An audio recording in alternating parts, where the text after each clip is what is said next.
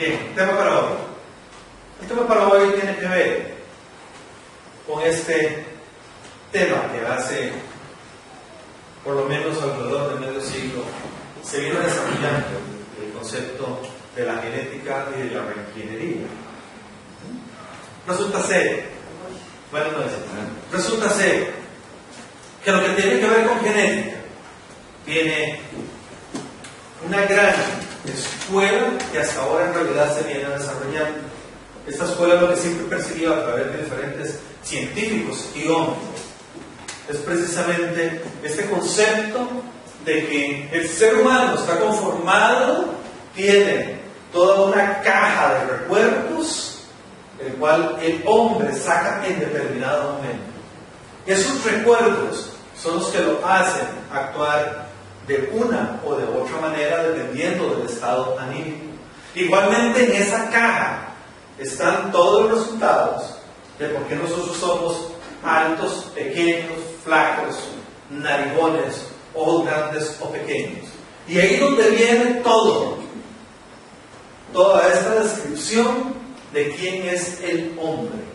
Igualmente, a nivel espiritual, nosotros somos herederos de una serie de costumbres y de una serie de prácticas que nuestros abuelos, nuestros ancestros, nuestros papás siempre han tenido con nosotros. Igualmente ahí nosotros tenemos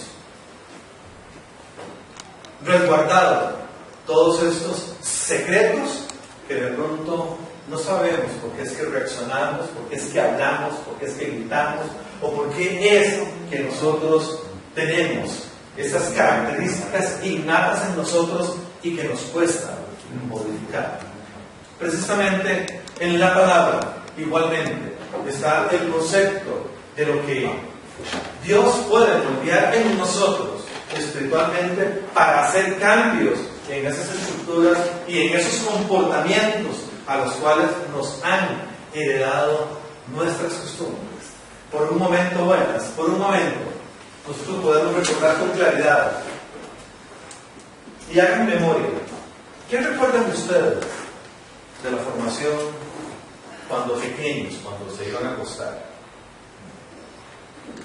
Y entonces, para algunas familias eran un buenas noches y un abrazo. Para otros eran que el ángel de la guarda los cuide. Para otros eran que un Dios te cuide y que tenga felices sueños. Desde el punto de vista, sí, para otros rezar el rosario. Y hacer un sinnúmero de cosas. ¿Qué es, por lo menos, de lo más generalizado de esto? ¿Qué es el ángel de la guarda? ¿Dónde está en la Biblia el ángel de la guarda? ¿Quién inventó este concepto? ¿O quién interpretó y moldeó un concepto bíblico y lo traduce a una costumbre? En la palabra es clarísimo que nosotros no debemos hablar con los ángeles. Entonces, ¿por qué nos enseñan estas cosas? Cuando nos damos cuenta, al fin y al cabo, con estas costumbres, somos nada más repetidores de algo que se nos enseñó, de algo que ya está en nosotros y que muy probablemente lo vamos a repetir tanto que lo vamos a ir incorporando y va quedando en nosotros, en nuestro cuerpo, en nuestra mente. Cuando nos damos cuenta, todos esos pensamientos están siendo como los coladores donde se va acentuando en las células, en los átomos de nuestro cuerpo, toda esa información. Y esa información con el tiempo nada más ya es algo innato en nosotros. Cuando nos damos cuenta y tenemos hijos, esa información ya va ahí adentro nuevamente. Y aquella persona que solo que le mencionen una frase similar a una de las que uno escuchaba en la cuna o en la cama, aquel hijo de uno igualmente ya la va a repetir automáticamente. Eso es lo que se guarda en nuestra genética. Eso es lo que se va guardando en nosotros por tiempos. ¿Cómo hacemos es probable cambiar la genética, y hoy en día, con todo lo que se está descubriendo, los científicos pueden moldear para bien, si así lo llega a decidir el hombre, en todo este comportamiento genético. Pueden ayudar y colaborar a una serie de enfermedades para destruir precisamente estos males que se han radicado en el ser humano. Y pueden modificar genéticamente de tal manera que entonces el comportamiento del ser humano, o el comportamiento de ese cuerpo que ya traía, por ejemplo, mucho azúcar en su sangre, puede ser eliminado. ¿Qué cosas nos gustaría a nosotros eliminar? De enfermedades, de situaciones, de pensamientos o de miedos. ¿Es modificable eso o no genéticamente? ¿Cuál sería nuestro sueño desde ese punto de vista? ¿Qué sería lo que nosotros podríamos anhelar, desear? Y ya desde un punto de vista que tiene que ver con el egoísmo, si nosotros no pudiéramos modificarlo del todo, ¿qué cosas no nos gustaría que nuestros hijos tuvieran o padecieran que nosotros hemos padecido? Porque para eso es la genética científicamente. Para enmarcar este tema desde el punto de vista bíblico, vamos a partir de 1 Juan 3, que dice en el verso 4: todo el que comete pecado quebranta la ley. De hecho, el pecado es transgresión de la ley. Y ya empezamos a ver desde aquí incluso un tema que en la misma Biblia se ha vuelto para muchos contradicción. Y en el Nuevo Testamento se hace un gran énfasis de que la ley es la que nos hace pecar. Y sin embargo, aquí dice que el que comete pecado quebranta la ley. Definitivamente hay una serie de interpretaciones de las cuales se han prestado a confusión doctrinalmente con el asunto de la ley. Porque la ley no es que sea mala, la ley es algo que Dios dispuso. Es algo que Dios quiere que todavía se siga cumpliendo. Es algo que es importante para el ser humano tener las normas y las reglas de lo que debe ser y de lo que no debe ser. Todo el problema empieza a desarrollarse cuando toda esa generación de los fariseos hacen que la interpretación de la ley sea un acomodamiento nada más de exhibición. Es acomodarme la ley a mi gusto, a mis satisfacciones, aunque ante los ojos de los demás yo la esté burlando, aunque ante los ojos de los demás pareciera que no la estoy burlando. Y es donde empieza el juego. Están los que son honestos y si la burlan dicen: yo pequé, yo cometí el error y debo ser perdonado. Y están los que ya no tienen esa honestidad y esconden todo lo que está mal hecho. Y nada más compran entonces las palomas o hacen los sacrificios necesarios para que delante de una sociedad las personas se vieran rectas. Y aquí es donde empieza la utilización de qué es entonces la ley ante Dios. Y este punto es sumamente importante porque debemos tener claro que en la medida en que Jesús ha venido a nosotros a salvarnos y ha venido a que la utilización de la ley desde un punto de vista intelectual y conveniente no se preste a un doble juego, no debe ser un doble juego con Dios, que la ley está mal, o que la ley no funciona, o que la ley ya pasó de moda, o que la ley pertenece nada más al Antiguo Testamento, como si la Biblia tuviera dos dioses, uno antes y hoy el Hijo, el día después, que está declarando que lo antiguo no sirve, o que lo anterior no sirve. Dios lo que estaba declarando en ese momento a través de su Hijo era más bien que la ley nos hacía pecar por el mal uso que el hombre le estaba dando al verdadero fondo de los requisitos básicos para cumplir o no en las actuaciones del ser humano en la sociedad. Sigue avanzando en 1 Juan y dice: pero ustedes saben que Jesucristo se manifestó para quitar nuestros pecados y Él no tiene pecado. Y aquí es donde nos vamos dando cuenta de la importancia precisamente, para que no queden dudas de que la ley, si era mal utilizada, no puede quitar pecado.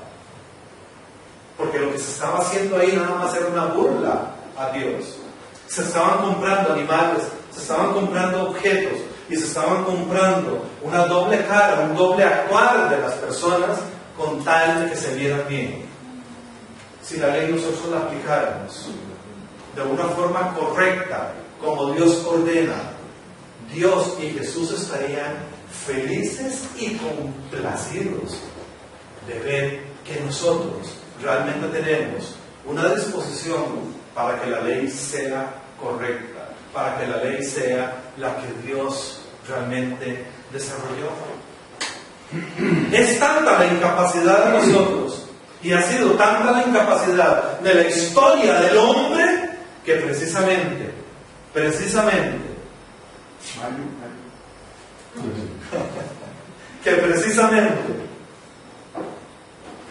Dios tuvo que matar a su hijo para que realmente nosotros pudiéramos eliminar el pecado. Ya no bastaba la conciencia, ni bastaba la claridad de descripción de las cosas que debíamos hacer o no, porque para nosotros era fácil burlar aquellas leyes y lo que Dios había descrito. ¿Cómo tomar conciencia nosotros de que Jesús, a la hora de venir y que quita de nosotros pecado? ¿Cómo hacer para no seguir practicando el pecado? ¿Cuál es la diferencia entre pecar y practicar el pecado? Y esto es un punto medular siempre en el cristiano. Porque empezamos aceptando a Jesús y en determinado momento podemos continuar con nuestras mismas actividades y costumbres, nada más diciendo que Jesús, por dicha, lo hemos aceptado, porque Él limpia todo pecado en nosotros. ¿Dónde está el hilo de eso? ¿Dónde está la frontera? ¿Dónde está la diferencia de mi actuar con respecto al actuar de Jesús? Pero ustedes saben que Jesucristo se manifestó para quitar nuestros pecados y Él no tiene pecado. Precisamente el único que puede quitar pecado es aquel que no lo tiene. ¿Cómo hacemos para abrazar a alguien que no tiene pecado?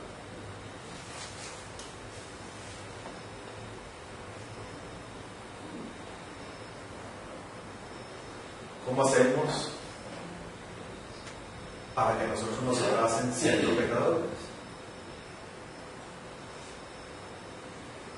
¿Cuál es la diferencia de lo que Jesús puede hacer por mí para quitarme el pecado al de una pareja cuando alguno de los dos ha sido infiel?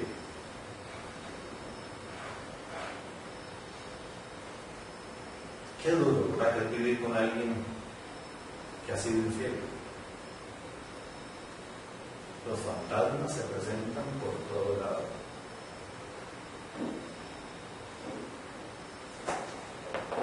¿Cómo hace usted seguir amando a alguien que evidentemente ha sido infiel?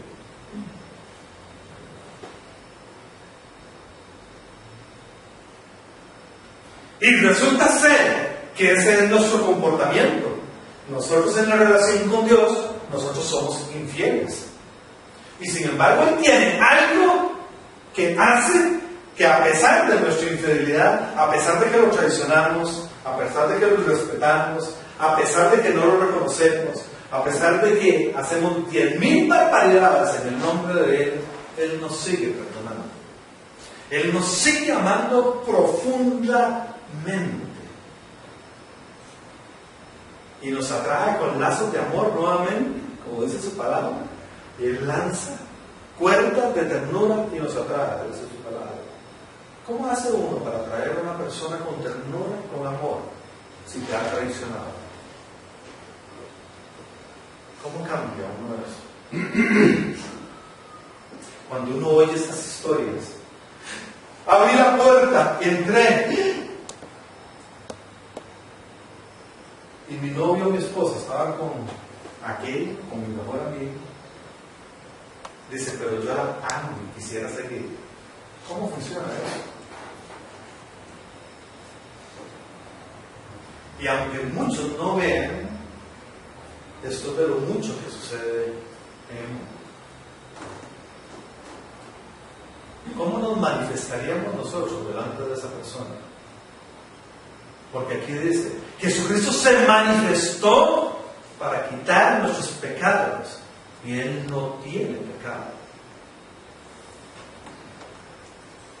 En Isaías 53:5 dice, Él fue traspasado por nuestras rebeliones y molido por nuestras iniquidades. Sobre Él recayó el castigo, precio de nuestra paz, y gracias a sus heridas fuimos sanados. Y vamos viendo entonces de la importancia que tiene el ubicar estos tres conceptos que aquí está citando Isaías. Primero que nada, está hablando de lo que son las iniquidades, que son esas herencias, que es esa genética que yo traigo. Jesús conoce el horror de donde yo vengo, el error que yo tengo ya concebido en mí, que Él sabe que yo voy a reaccionar ante tales estímulos de X manera. ¿Qué pasa? Si nosotros tuviéramos por un momento como un visor hacia el pasado de la pareja de nosotros y vemos todo lo que esa persona tiene, ya nosotros vamos a saber de antemano que ante una tentación, estando con nosotros, nos va a reaccionar. ¿Qué digamos? Eso es iniquidad. Lo que yo tengo, que todavía sigo arrastrando y que nada más con un poquito de sal, de agua, con un poquito de licor, con un poquito de emoción, yo voy a reventar y me voy a comportar como se comportó mi abuelo. ¿Qué haríamos si nosotros tuviéramos ese visor hacia el pasado de nuestra pareja? Él fue traspasado por nuestras rebeliones y molido por nuestras iniquidades. Sobre Él recayó el castigo. Y por eso la paz que nosotros empezamos a tener en Cristo Jesús es por ese castigo que recae en Él. Y gracias a sus heridas fuimos sanados. Cuando nosotros recibimos a Jesús, sus heridas, como dice su propia palabra, sus heridas son para sanar a sus hijos. ¿Qué es lo que no está sano en nosotros que seguimos repitiendo historias? Ahí necesitamos las heridas de Jesús en nosotros para que ese pasado sea borrado y nosotros empecemos con actos diferentes. ¿Cómo hacemos para saber de esas iniquidades? Dice, y vea Isaías la importancia de lo que es, lo que Dios estaba adelantando de lo que iba a suceder. Estos son cientos de años antes de la venida de Cristo Jesús y ya Él lo estaba anunciando. Dios le había puesto cómo era que iba a suceder este encuentro con Jesús. Dice, todos andábamos perdidos como ovejas, cada uno seguía su propio camino, pero el Señor hizo recaer sobre Él la iniquidad de todos nosotros. Y vuelve a repetir, la iniquidad, y es Jesús quien se hace cargo de nuestra iniquidad. ¿Por qué entonces seguimos con miedo? ¿Por qué seguimos repitiendo historia? ¿Por qué es que nosotros no cambiamos el modelo que tenemos de comportamiento? Sobre todo los hombres, que nos cuesta tanto. ¿Por qué es que nosotros no podemos crear familias ejemplares? Donde lo primero que esté sea nuestra esposa, los hijos, el domingo familiar y no el domingo futbolero. ¿Cuántas familias hay en Costa Rica que no saben lo que es un domingo familiar? Porque la casa se transforma en una guarera de la parrillada alrededor para ver el partido. Los hijos no terminan siendo parte de la familia, terminan siendo parte del partido y parte de la guarera. La esposa no es una persona amada ni atendida, vas a ser la sirvienta de todos los amiguitos borrachos que llegaron a la casa. ¿Por qué no cambiamos esa iniquidad? Nos da pena, nos da vergüenza, no sabemos cómo hacerlo. Esa genética se puede cambiar. Ese gen que está en nosotros es moldeable, ¿no? ¿Qué pasa con la costumbre del viernes en los hombres? Y es impresionante. Yo todavía hace poco vi una persona como se va alejando de los círculos, ¿verdad? Ya uno de esos, para uno de eso como que ya no existe. Un día de esos en una reunión, oí una persona que les estaba hablando. Ese colmo, dice, mi señora no entiende, dice, que yo tengo el viernes para mis amigos, dice, y ya se puso bravo, dice, no, es porque llegué un poquillo tomado, dice, como a las 3 de la mañana. La verdad ni me acuerdo, dice, si eran las 5, a las 3, dice. Y no era que un poquillo, dice, la verdad no podía ni abrir la puerta, dice. Y yo decía, wow, qué primitivos somos. Qué primitivos, qué prehistóricos. Esa es la carta de presentación de nuestra sociedad. Eso es tener amigos, eso es sentirse orgulloso. Yo, genéticamente, qué atrasados estamos, qué involucionados. Y nos jactamos de esa involución. Esto es lo mejor, o eso es lo peor, eso es lo catastrófico. ¿Cuántas cosas más por ese estilo estamos promulgando y estamos promoviendo ante la sociedad? Todos nos reímos además y todos abrazamos la acción para sentirnos machos. ¡Qué bueno! ¡Claro, así debe ser! Usted manda en la casa a ustedes y no tiene nada que ver con quién manda. Todo eso tiene que ver con asuntos que están incorporados en el gen del ser humano y ya no sabe además qué hacer ni cómo hacerlo. Muchas de estas personas son gerentes importantes de compañías, importantísimos. Son personas, son profesionales buenísimos en su campo, que parecieran tener un carácter definido, porque profesionalmente lo tienen. Y son personas sin carácter para poner orden, porque les da miedo y vergüenza delante de la sociedad. Y si lo hacen, se sienten miedo, menos, ya no son tomados en cuenta y no saben qué hacer. Y no les importa llevar en respeto a sus hijos ni a su esposa, con tal de ser respetados socialmente. Y entonces la gente empieza con nombres y con títulos. Y esa persona es reconocida en todos los bares y en todo el círculo. Preguntar quién es Ronald, ¿verdad? Para que vea que todos me conocen. Qué vergüenza. ¿De dónde viene esta genética? Si aquí está diciendo que Jesús se encarga de todas nuestras iniquidades, ¿qué está pasando con nosotros? Porque seguimos repitiendo, a pesar de que decimos que somos hijos de Dios, a pesar de que decimos que hemos aceptado a Jesús. ¿Qué pasa? ¿Qué está sucediendo con esta genética que no nos comportamos como el Señor dice? ¿Cuál es esta dualidad de vida? ¿Qué diferencia hay con la queja de Jesús ante los fariseos a este momento?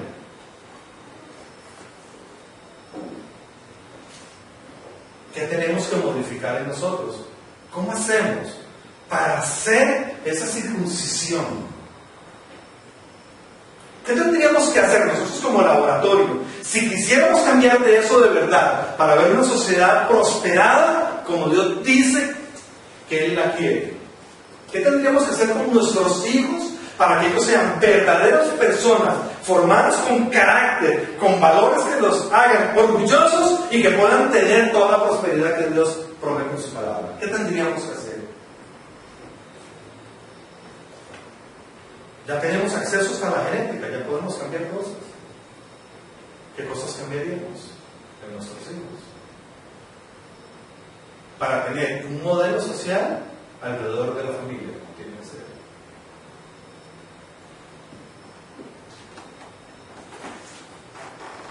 Dice en 1 Juan 3: todo el que permanece en él no practica el pecado. Todo el que permanece en él. ¿Cómo es él? Dice, él es sin pecado. Entonces la única forma en que yo me puedo garantizar no pecar es estando con él.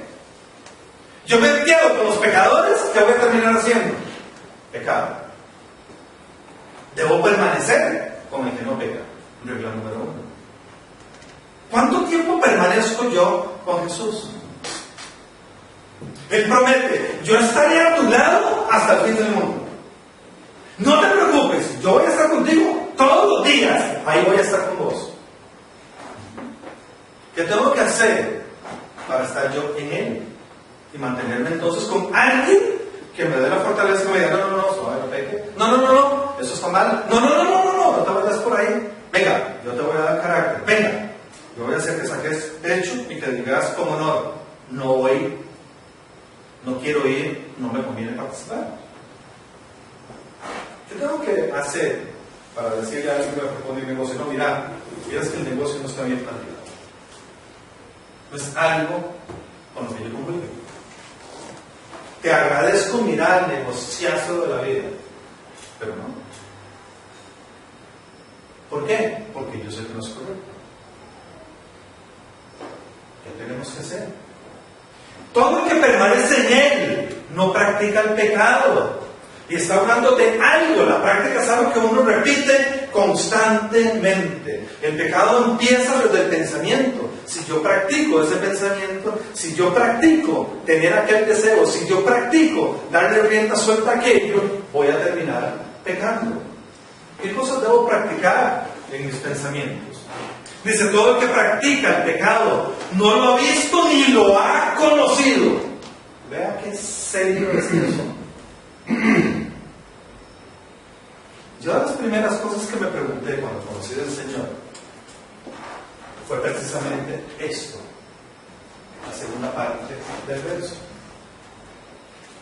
Yo decía: Señor, qué extraño, si yo te recibí a vos en mi corazón y ya tengo meses de estar en esto, y ya tengo más de un año de estar en esto, y sigo yendo a estudios bíblicos, sigo yendo a escuchar tu palabra, yo te adoro, sigo cayendo en el pecado.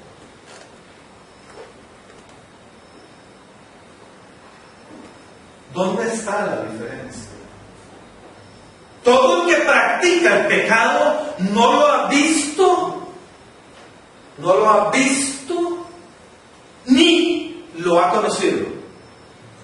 Y es cuando entonces uno se empieza a preguntar. Y yo dije: pero Jesús, en realidad, ¿cómo eres? ¿Cómo es Jesús?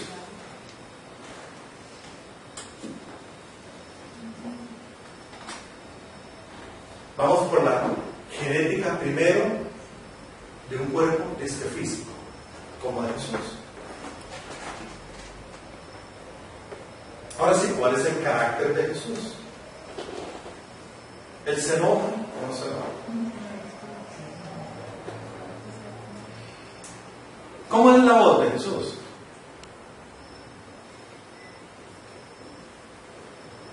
Y fue cuando yo me empecé a dar cuenta que en realidad yo no tenía una relación con Jesús. Yo tenía una relación con el aprendizaje de la palabra, ¿sí? Pero yo no tenía intimidad con Jesús.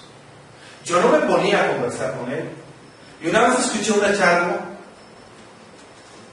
que le habían hecho mucha propaganda de una persona que venía de gira, una persona que venía de otro país. Y me quedó grabado un concepto muy importante. Y en la oración básicamente el final del mensaje que él tenía fue donde yo aprendí algo de esto, algo elemental de lo que es una relación con Dios. Y este hombre oró muy fuerte, muy pausado. Y él lo que nos pidió fue: ¿cuál es el lugar con el que tú te reúnes con Jesús? Yo dije: no tengo ningún lugar. Y entonces él empezó a orar y dice: vas a crear el mejor lugar de reunión con el mejor amigo de tu vida. ¿Dónde te reunirías con ese amigo? Y yo empecé a orar mi espacio con Jesús. Y yo dije: mira, de veras. Y él puso una serie de ejemplos. Y él dice: si usted va para la playa, escoge la mejor playa. Si vas para un hotel, escoges el mejor hotel. Si querés una comida, escoges la mejor. Cuando escoges ropa, querés la mejor. Dice: ahora si tenés lo mejor de lo mejor, que es Jesús, ¿dónde te reunirías con él? O sea, tengo un lugar para hablar con él. Yo ya llegué a crear el lugar. Y dice: ahora sí, siéntate con él y define cómo es él. Y me empecé a dar cuenta de cosas básicas, elementales en una relación. Y yo decía: de verdad, ¿cómo es Jesús? Y seguía guiando a aquel hombre en la oración y decía: yo no voy a orar por vos. Usted está hablando con Jesús. Escuche su voz, cómo es grave, es aguda, es dulce. Ahora sí, cuéntele todo lo que usted resuelva. ¿Cómo reacciona él? ¿Te regaña? ¿Te abraza? Y siguió aquel hombre con una serie de descripciones importantísimas. Y yo fui siendo en ese momento consciente de que yo no conocía a Jesús, de que yo nunca en realidad lo había visto. Y este hombre en determinado pregunta: dígame cómo es el corazón de Jesús. ¿Cómo es el corazón? Sí, dígame cómo es el corazón de Jesús. Acérquese a su pecho, dígale que lo abrace. ¿Cuántos latidos tiene? ¿Se siente caliente o se siente frío? Y empezó él a describir todo lo que es una intimidad, de una serie de detalles. Y me había dado cuenta que cuando uno no conoce a alguien, es muchísimo más fácil practicar la infidelidad. Cuando uno no conoce los sentimientos ni las intenciones que tiene con uno, aunque te esté favoreciendo, es más fácil ser infiel. Uno puede llegar a vivir en algún lugar, en un apartamento, y rentarlo. Pero si usted paga la renta, a la larga no conoces al dueño. Pero si usted se da cuenta que el dueño está pendiente si usted llegó, si usted se da cuenta que el dueño te dice buenos días, si se da cuenta que el dueño te trae cosas para ver cómo estás, uno se empieza a encariñar con la persona. Si este es nuestro templo y esta es la casa donde vive nuestro espíritu, el Espíritu en Dios, ¿quién es? Cristo Jesús en nosotros. Todo el que practica el pecado no lo ha visto ni lo ha conocido. Cuando uno realmente ama a alguien, ya uno dice: ay, no le puedo hacer esto, no, imposible, me quiere tanto, me cuida tanto, que aunque yo quiera hacerlo, ya lo creo injusto, ya no puedo, ya hay algo. ¿Cuánto conocemos nosotros a Jesús? ¿Cuáles son los detalles que conocemos de Él? ¿De qué color son los ojos de Jesús? ¿El de Hollywood, celestes? No tiene nada que ver, ni siquiera por raza. Jesús, dice la palabra, hasta feo es, ¿verdad? Jesús dice la palabra. ¿Cierto?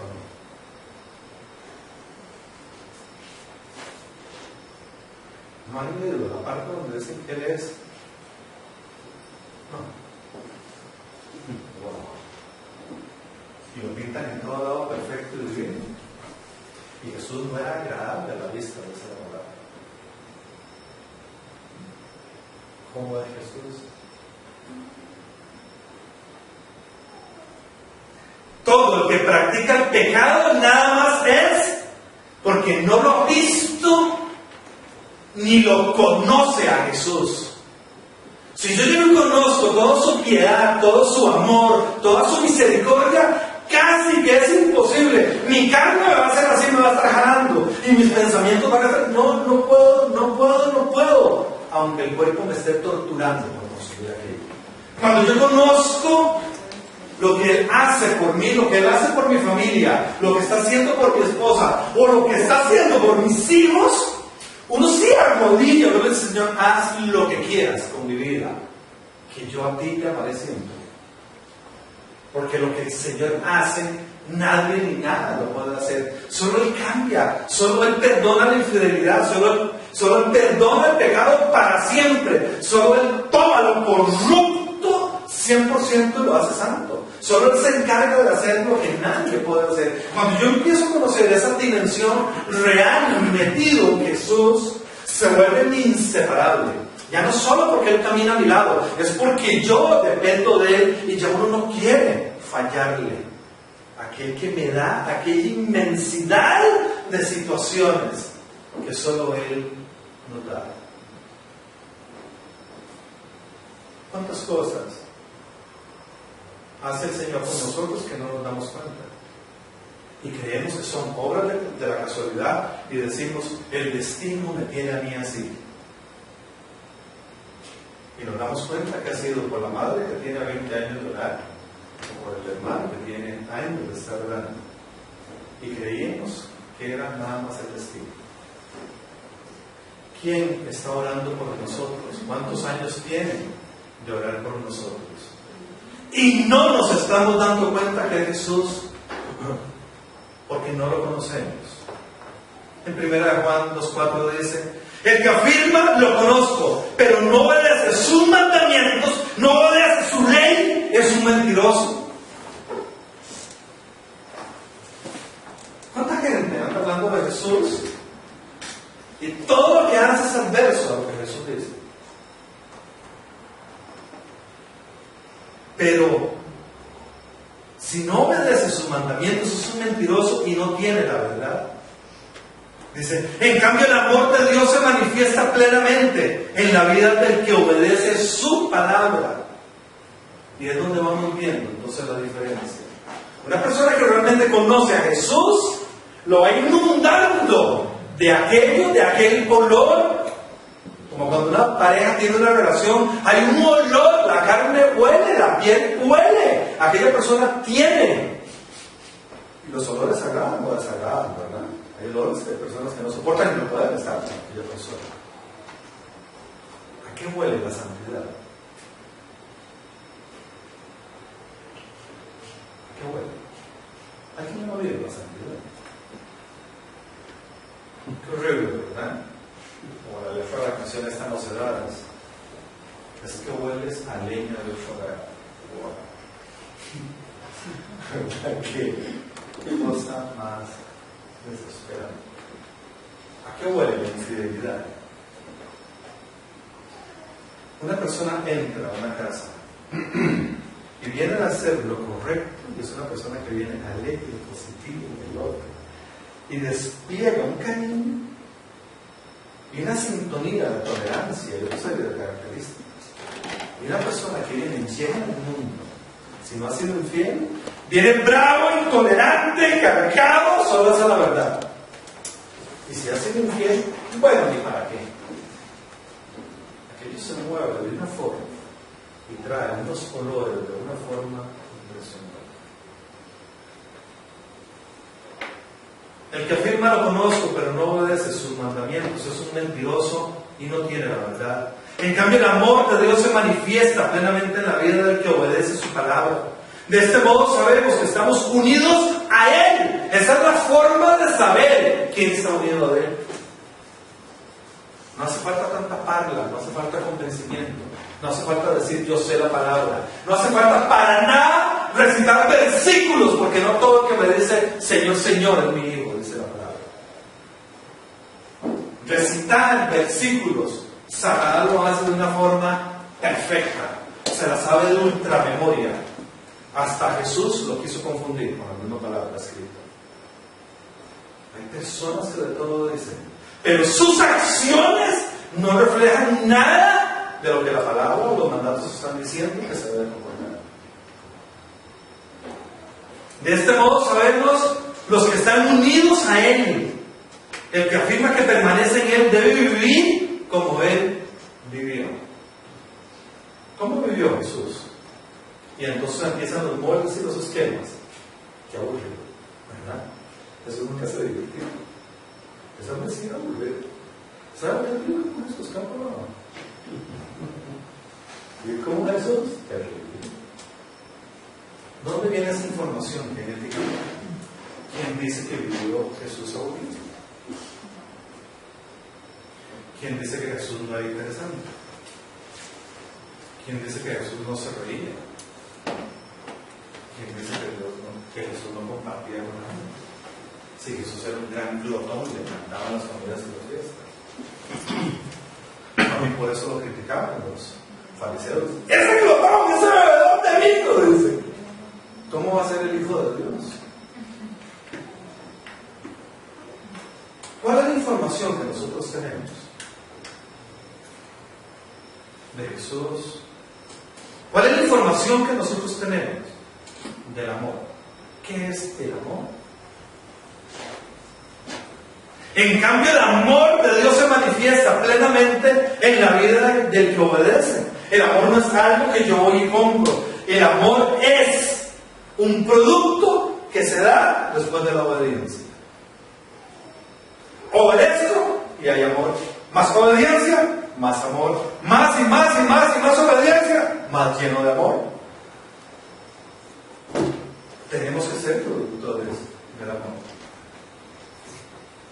Tenemos que empezar a desechar la estructura que en nosotros hay genéticamente para incorporar un concepto en nosotros y empezar a inyectarle a nuestra mente nada más genes de amor, genes de obediencia. Obedezco, más obediencia.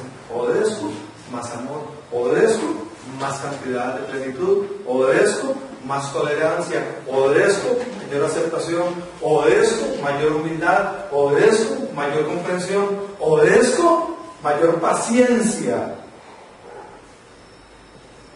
Para empezar, no tenemos. Cuando no las tenemos es porque hay rebeldía en nosotros. La rebeldía lo que hace es alejar de la ley y hacer que nosotros impongamos nuestra ley. Porque en el momento en que yo estoy obedeciendo, Jesús me está abrazando, y en el abrazo del Espíritu de Dios empieza a comulgar y empezamos a fundirnos y empezamos a ser uno solo. Y ahí es donde empieza la transfusión genética. Hay una transfusión espiritual. Porque al gozarme yo del Espíritu de Dios, el Espíritu empieza cada vez a penetrar más. Lo que vimos el otro día, su luz entra por mis ojos y empieza entonces a alumbrar todos los rincones de mi cuerpo y de mi mente. Y todo lo que está oscuro empieza a desaparecer. Empieza esa transfusión espiritual. Esa transfusión que la gente no entiende, que cree que tiene que ser la genética hecha en el laboratorio. El laboratorio de Dios somos nosotros, y el Espíritu está esperando cambiar mis genes. A pura obediencia mi genética va cambiando. En la obediencia, desde donde el Espíritu saca el bisturí y dice, le vamos a quitar, dice, esa iniquidad, dice, esa soberbia, dice, que lo quería hacerse macho, antes dice, le vamos a quitar esa piel. Eso es aquí. Tírala bien, como dice la palabra. Y viene y él pone su verdad. Dice, si está hecho de esta manera, que está mal. Realmente porque es tierno. Porque los hombres le tienen miedo a que el mundo pavoroso se van a creer en cosas.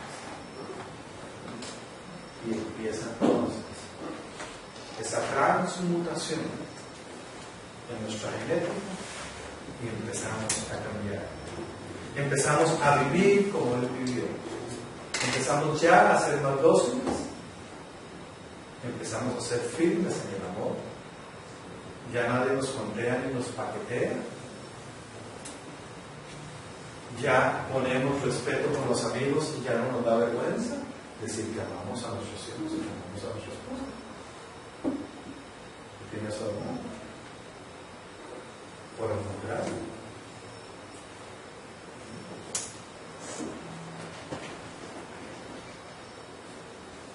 ¿Qué cosas? ¿Cuáles esquemas y estructuras deben ser cambiadas en nosotros? Continúa 1 Juan y avanzó el verso 7 y dice: queridos hijos, que nadie los engañe. El que practica la justicia es justo, así como Él es justo.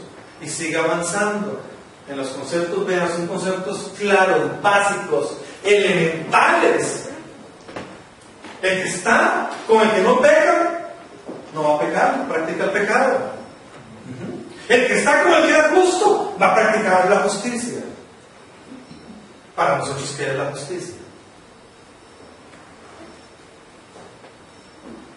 Aquí que hay abogados, ¿cuál es la justicia que se dicta en la ley?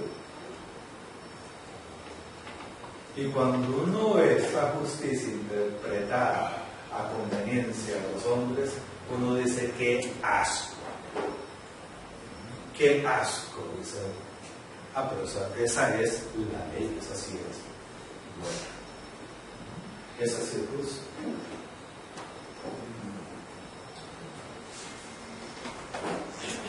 Legalmente no es así. ¿Ah? Legalmente no es así. La ley no necesariamente es justa. Sí, ¿no? La ley no es Y justa. la justicia no es la ley, ni la ley la justicia desde un punto de vista conceptual del derecho. Sí, claro. Es decir, que la justicia, como una definición, decía que es una de las definiciones, dar a cada quien lo que le corresponde. Es una constante y perpetua voluntad de dar a cada quien lo que le corresponde. Eso es nación romana. Sí, claro. Son todos los principios romanos. Precisamente para establecer una civilización justa. Dar a cada quien lo que corresponde. ¿Quién dice qué es lo que corresponde a cada quien? Bueno, ahí es donde está el problema. Justicia distributiva, así como Claro. ¿Quién hace la distribución de esos pesos? ¿Quién tiene la sabiduría para hacer esa distribución?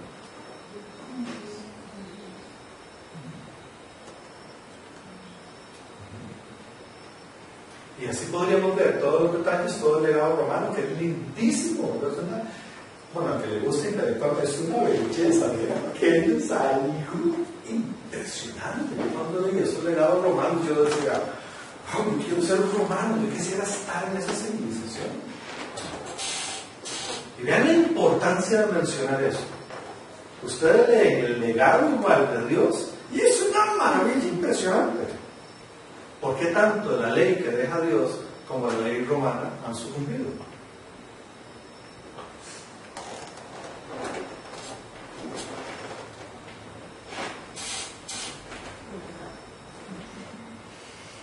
Por la interpretación que le da el hombre. Porque el hombre la acomoda de acuerdo a su genética, a su historia. Él puede interpretar este legado de una forma diferente. Una persona que tenga mente corrupta y que ha venido con una serie de historias va a interpretar ese legado de distribución, a lo que le corresponde a cada quien, de acuerdo a esa historia. Una persona limpia, ordenada, siendo y teniendo una mayor conciencia de las cosas que deben ser, esa distribución va a ser diferente. Si usted trae dos reyes de dos épocas diferentes, de los que Dios menciona incluso bíblicamente, siendo hijos de Él, que han sido transformados por el pecado y han sido turbados, este rey llegó a degenerar a toda su época, llevándolo al pecado. Y un rey de corazón bueno llegó a purificar a toda su gente y todos tenían equilibrio de riquezas.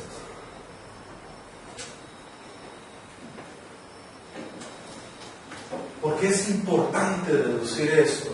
Porque debemos saber de dónde venimos, cuál es nuestra genética, qué cosas traemos depositado en nosotros, cuáles mañas, cuáles costumbres nos dijeron, eso está bien. Y no porque nos lo dijeron está bien. Nada más fue una costumbre heredada. Esas costumbres heredadas son las que tenemos que decirle a Jesús. Jesús, tú prometes que toda iniquidad tú te la llevas, está en tus espaldas, usted las carga, llévatelas porque necesito estar en tu justicia. En la de Jesús no es la que yo creo que equitativamente yo debo dar.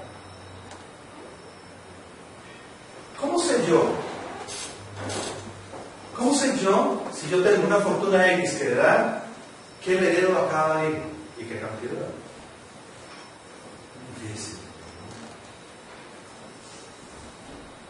Es uno de los grandes pleitos y continúa siendo uno de los grandes pleitos y separaciones en las familias.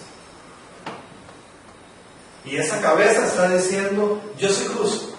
Y entonces viene el Señor que le ha prometido a uno de sus hijos X cosas. La historia cambió. Y entonces le quita a este hijo y le pasa al otro. ¡Mira lo que está comiendo! ¡Eh, me estás quitando! ¿Y qué pasó? ¿Quién está haciendo justicia?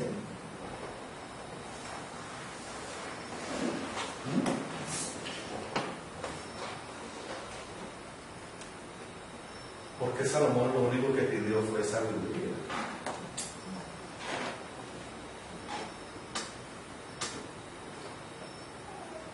El que practica el pecado es del diablo. ¡Wow! No hasta que dice, ahora sí que todo en la que estoy metido. Ajá. Es del diablo. Porque el diablo ha estado pecando desde el principio. El Hijo de Dios fue enviado precisamente para destruir las obras del diablo. ¿Sí? ¿Cuál pecado nos gusta practicar? Entonces hay que hacerlo. Ahora sí voy a hablar espiritualmente. Todo lo que nosotros nos imaginamos, deseamos con ahínco para desarrollarlo, ¿de quién viene entonces? Del diablo. Quiere decir que en ese momento mis pensamientos están siendo controlados por el diablo.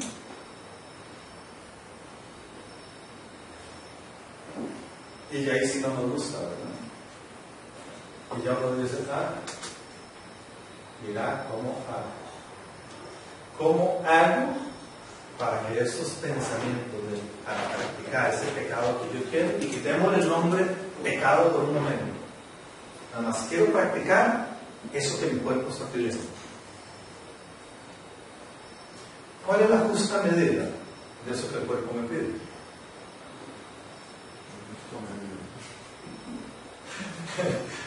¿Dónde está ese equilibrio? Hay para algunos cristianos que una acción X es una mentira blanca, entonces no es pecado. Eso es cierto. ¿Y entonces por qué se practica de esa manera?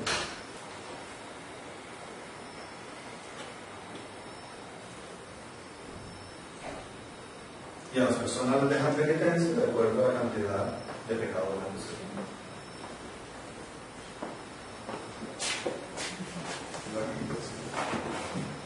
¿Sí? Y entonces vean esos esquemas. Pregúntense de dónde vienen, por favor. Eso tiene que ver nada más con la genética espiritual de la que estamos hechos y nos han heredado. Una persona llega y violenta a un chiquito, recién nacido, lo viola. ¿Sí? Lo viola sexualmente. Lo descuartiza prácticamente, lo pone a quemar en un disco, qué horror. Y una persona llega, adulto, y mata a otro. ¿Cuál de los dos pecados es mayor? Es el mismo pecado. Pero nos atormenta más el del otro, el chiquito. El Señor sigue describiendo cosas y el pecado es el mismo. ¿Dónde estamos mal formados?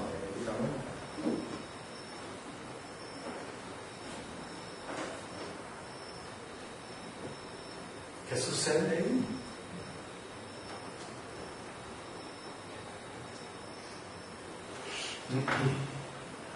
¿Qué sucede?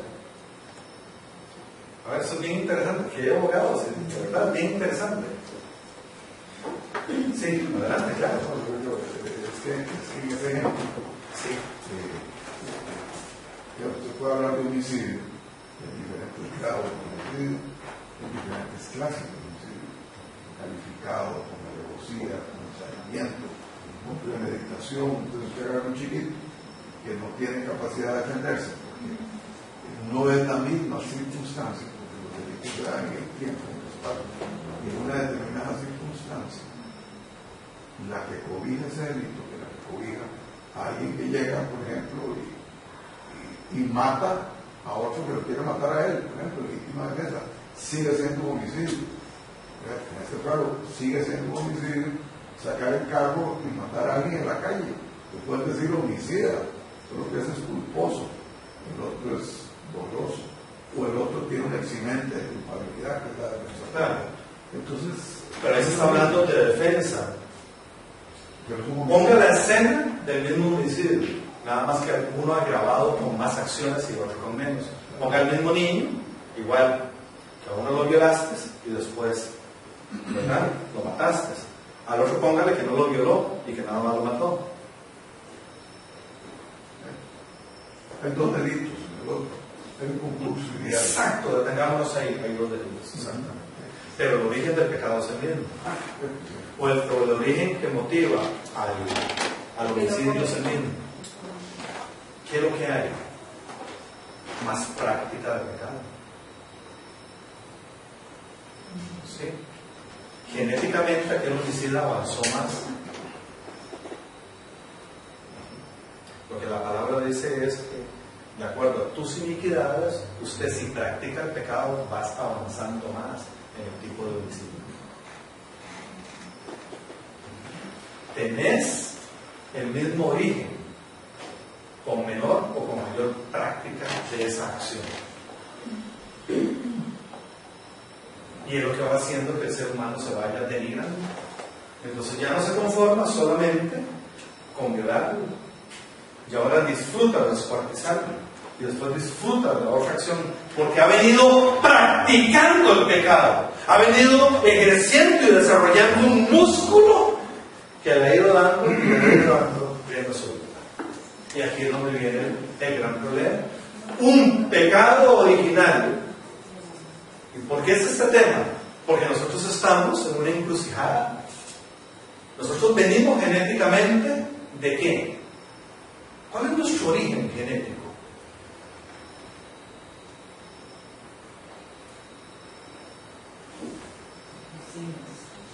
¿Cuál es nuestro origen genético?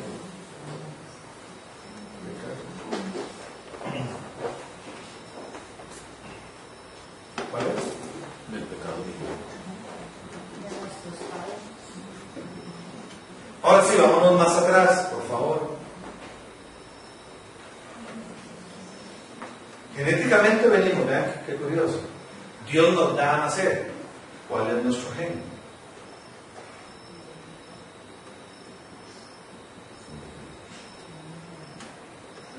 Después tenemos, tiempo después, tenemos un gen que es el de Adán y Eva, y tenemos pecado.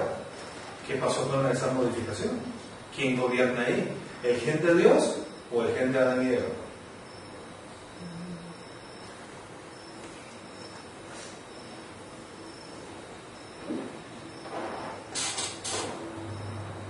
Y nuestra carne es pecaminosa. Es decir, nuestra carne tiene una dosis de homicida. Sí, así lo dice la palabra en otra parte.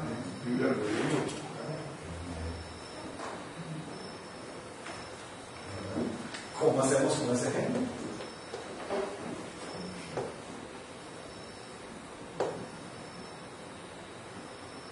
El que practica el pecado es del diablo. La práctica del pecado de Adán y Eva empezó por el diablo, ¿verdad? Y sin embargo, hoy de camino, algunos decidieron seguir practicando y otros no. El Hijo de Dios fue enviado precisamente para destruir las obras del diablo. Esa es su misión. Nosotros nos contaminó Satanás. Y Dios dice: Jesús, mi hijo, vaya y destruya a ese gen que los está volviendo locos. Están haciendo que practiquen el pecado, que se deleiten practicando el pecado. Les gusta practicar el pecado y ya creen que para ser de éxito y para ser gente que triunfa y que vive y que disfruta la vida es a través de la práctica del pecado. Y en los genes ya está la información. Todos nosotros, cuando jóvenes, si no estamos llamados a la fiesta y al pecado, no nos creemos exitosos. Es curioso, duramos un tiempo en la ambivalencia y nuestros padres dicen: no, mi papá me tiene que portar bien, uy, si no me va a castigar, no, y la conciencia no me deja, uy, por otro lado está jalando la otra información y te quiere jalar y te quiere decir: véngase para acá y jalen para allá, ¿verdad? Venga y haga esto y haga lo otro, y es aquel pleito, aquella contradicción, porque tenemos las dos cosas.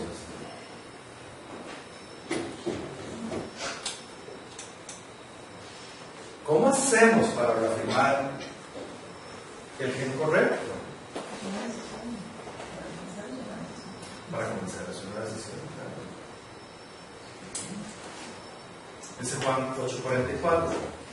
Ustedes son de su padre, el diablo, cuyos deseos quieren cumplir. Desde el principio ha sido un asesino y no se mantiene en la verdad, porque no hay verdad en él. Cuando miente expresa su propia naturaleza, porque él es un mentiroso. Él es el padre de la mentira. ¿Cuántas mentiras tenemos nosotros creyendo que son verdades? Vean, y hay preguntas que son muy simples.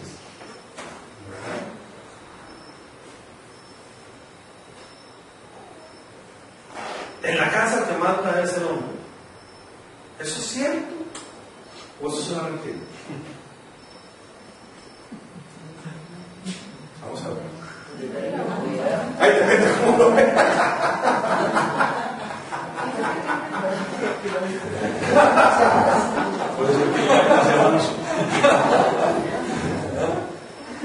¿Eso es cierto o no? Vean qué simple que es. Para que vean lo mal que venimos nosotros genéticamente.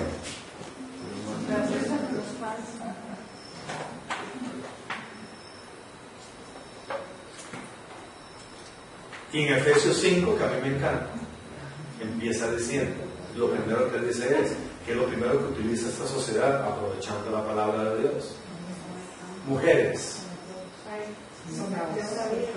sométanse a sus maridos en todo.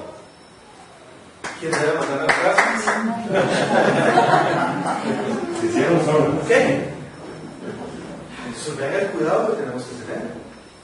Porque ahí está pronunciado, ¿sí?, el eslogan básico del concepto romano. ¿Sí? Y lo que continúa después de eso, si siguiéramos leyendo lo que nos toca hacer a los hombres, salimos en revés. Eso es más fácil que lo que le toca hacer a la mujer. Y ese es el fundamento del matrimonio. Ajá. Y nadie quiere hacerlo. ¿Cuál es la información genética que traemos? Y usted se las preguntas a un pastor y hay pleito doctrinal por ese concepto.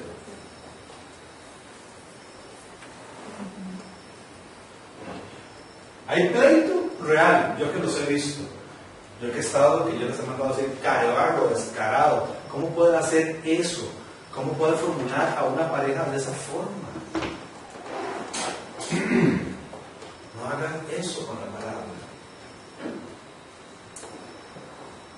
Y es una información genética, es una información cultural que traemos nosotros. ¿Cómo hacemos para corregir esto del diablo que nos ha hecho creer? El diablo es lo más astuto que hay. Nos ha hecho eslogan que no son ciertos y nos lo ha hecho creer como realidades y vivimos bajo esos conceptos, y así estamos viviendo en la sociedad, bajo conceptos que son mentiras. Son verdades a medias, llenos de confusión, así como llegó Satanás con verdades a medias de tratar de confundir a Jesús y le dijo verdades que están en la palabra, pero las sacó fuera de contexto a ver si se resbalaba.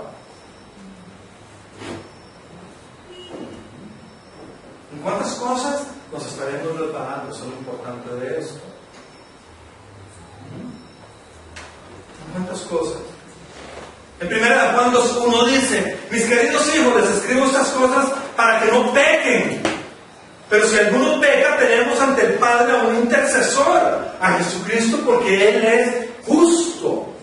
Nos está diciendo, vean, tiene que hacer una diferencia entre el pecado, donde usted cae por trampa, por debilidad, y otra cosa es que yo decida practicar aquello que a mí me gusta, aunque yo sé que es malo. Es que hay cosas que me gustan, pero son malas. Hay alguien que podría divertirse y tiene una sensación muy maravillosa, por ejemplo, de robar, porque es un reto que muchas veces se da en la adolescencia. Vamos a ver quién es el más astuto. Y llega un momento que a uno le gusta.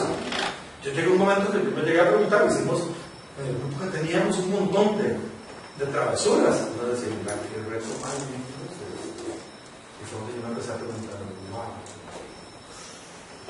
eso es un problema serio.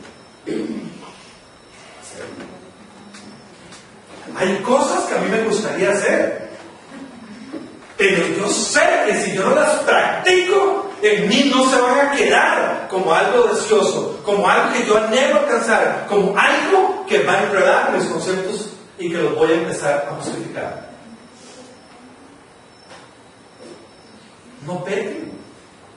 Pero si tenemos gente pecaminoso, ¿cómo hacemos para no pecar?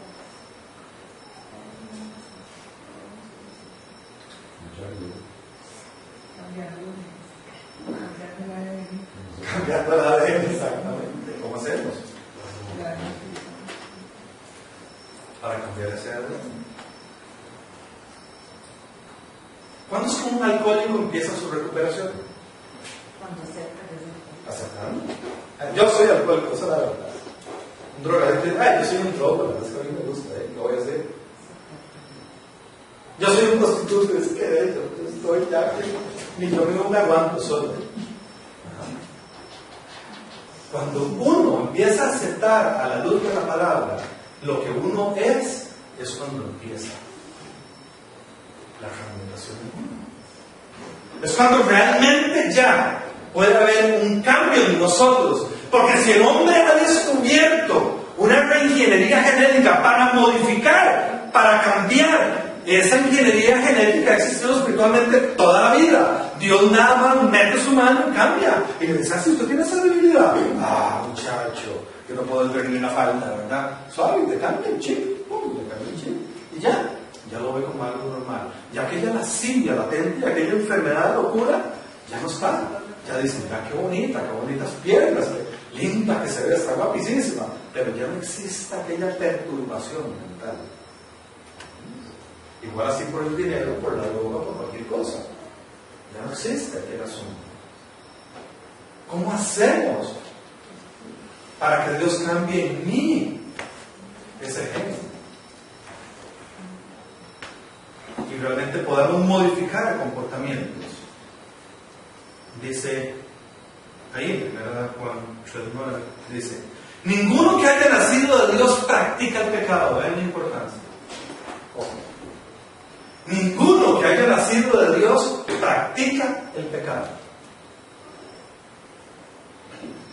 ¿Cómo hacemos para nacer en Dios?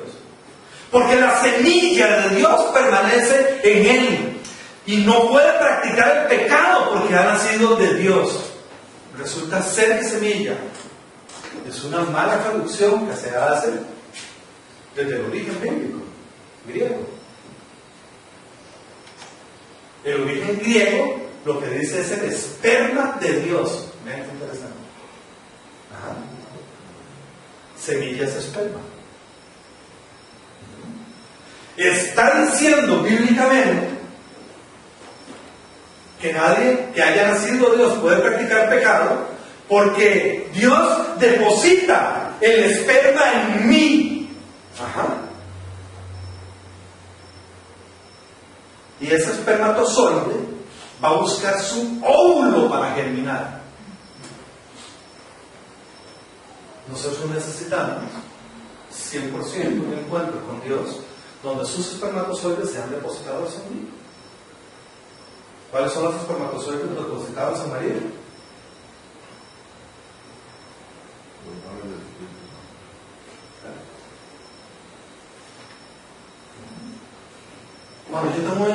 con Dios, porque el espermatozoide de Dios permanezca en mí, tiene que permanecer en mí, y Él va a buscar en carrera, una sola palabra basta para sanarte, una sola.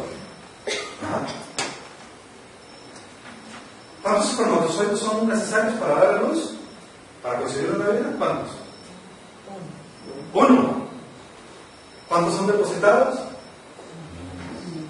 De 200 a 400 millones. ¿Sí? ¡Chum! Están disparados, ¿sí? Y uno es el que va al encuentro para que haya vida. Ninguno que haya nacido de Dios practica el pecado, porque su espermatozoide permanece en él y va a ir al encuentro de su mente. Ese es el logro. Y viene y cambia los pensamientos. Y empieza aquella transmutación, empieza aquello que uno dice, mira, de verdad, yo amanecí hoy limpio. Yo toda la vida hice una combinación bien extraña.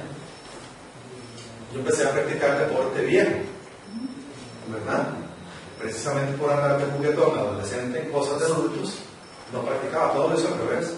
De adulto me metí, de adolescente me metí en cosas de grandes, aventuras casi sobrehumanas, ¿verdad?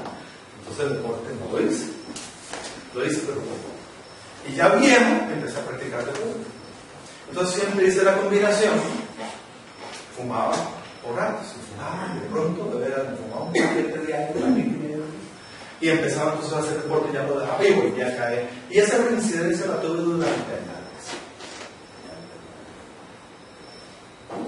Y cuando yo conozco al Señor, leo cosas de este tipo. Y yo no entendí, yo decía, pero Señor, ¿cómo vas a cambiar en mí eso si ya está metido en mi cuerpo? Tengo más de 10 años de intentarlo. Tenía como 12 años de estar en los recaídos. Lo dejaba un año, lo dejaba 2 años, volvió otra vez. Volvió otra vez, me volví a invitar a una de las noches que a mí me encantaban, porque a mí la vida bohemia me ha encantado toda la vida, ¿verdad? Y entonces aparece otra vez la invitación a la vida bohemia y ya a las 3 de la mañana ya la mataba. ¡Qué rico! Abajo a las 3 de la mañana con aquellos charros encima. No hay nada más delicioso cuando está hecho maldito, ¿verdad? Esas cosas. Y le digo yo, Señor, usted me puede cambiar como dice ahí.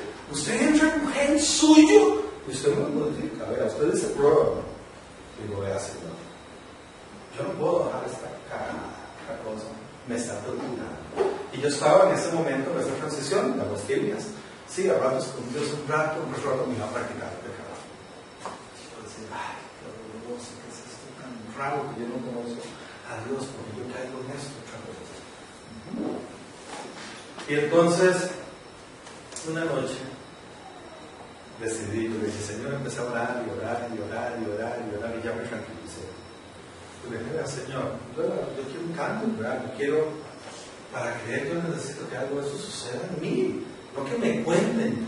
O sea, yo oigo 10,000 testimonios, algo todo lo que estoy inspirado, el día siguiente otra vez. A mí es algo que no hace clic. Y entonces yo le pedí, Señor, ya estoy otra vez fumando. Ya estoy en eso. Y ya mi cuerpo lo está disfrutando. Yo necesito, yo te voy a probar, como dice tu palabra. Yo leí la palabra donde decía prueba. Yo lo invoqué, yo lo adoré, yo le dije, Señor, yo te puedo. Yo necesito ver tu acción en mi vida. Yo me acosté y al día siguiente, desde el momento en que yo desayuné, a partir de ahí mi cuerpo no vuelve a soportar nunca más suceder. Es cuando uno se da cuenta, empezó un asco, empezó un asunto. Y entonces, a propósito, yo soy de rectos y yo soy muy rebelde, sumamente. Y entonces me empecé a necia, agarraba un cigarro, yo era fumando, un cigarro, y salí en carrera, y hasta hoy en día, incluso lo hago de vez en cuando. ¿Por qué? Porque quienes quieren todavía, quieren ver si es cierto aquello que Dios hizo real. Todo lo que uno le pide a Dios, Él lo va a cambiar. Él se encarga de modificar. Si ese gen entra a nosotros, ese espermatozoide entra y tiene un encuentro con la mente como tiene que ser, Él cambia, borra lo antiguo, quita aquello, entra el nuevo y los pensamientos son modificados. Al ser modificados los pensamientos, el cuerpo va a tener un comportamiento totalmente permanente. Primera de Juan 3:9, nunca se los olvide. Ninguno que haya nacido de Dios practica el pecado, porque la semilla, el espermatozoide de Dios permanece en él y no puede practicar el pecado porque ha nacido de Dios. En primera de Juan 5:18 dice: sabemos que el que ha nacido de Dios no está en pecado.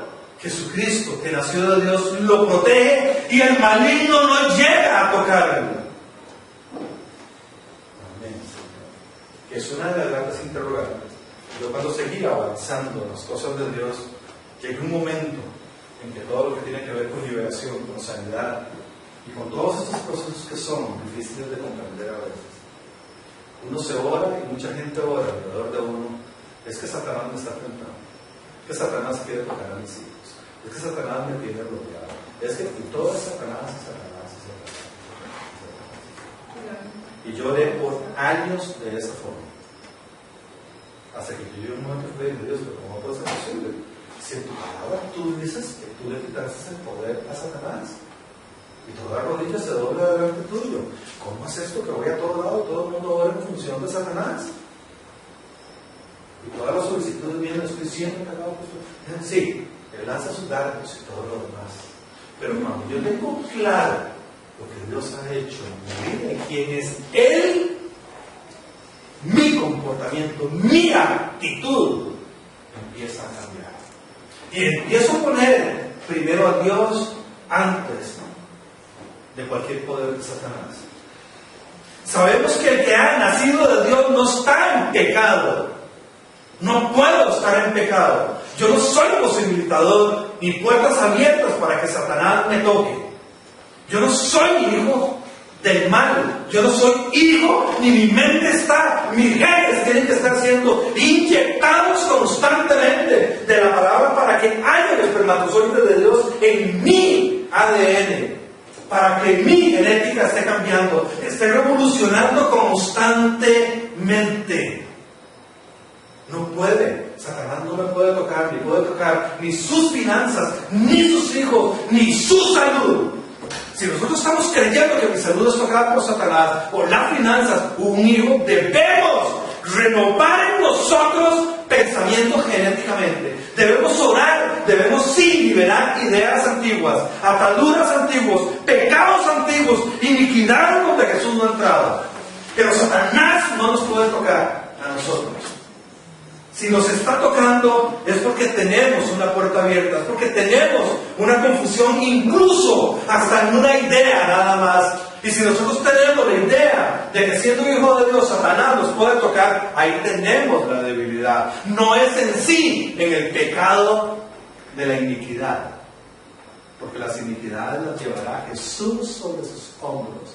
Estamos mal en nuestros conceptos estructurales, en la mente, genéticamente. Traemos historias que no son ciertas. Y tenemos que ser libertados ahí. Tenemos que tener a Cristo Jesús. Sus espermatozoides tienen que estar con su verdad en nosotros. Sabemos que somos hijos de Dios y que el mundo entero está bajo el control del maligno. Sí, eso lo tenemos claro. Pero también sabemos que el Hijo de Dios ha venido y nos ha dado entendimiento para que conozcamos al verdadero Dios. Y nosotros proclamamos en este lugar a toda mente que aquí está y a la mente de los que no han venido. Nosotros tenemos que llegar a decirles que la semilla, que el espermatozoide de Dios permanece en nosotros y que el maligno no nos puede tocar. Porque he estado recibiendo, pero montones de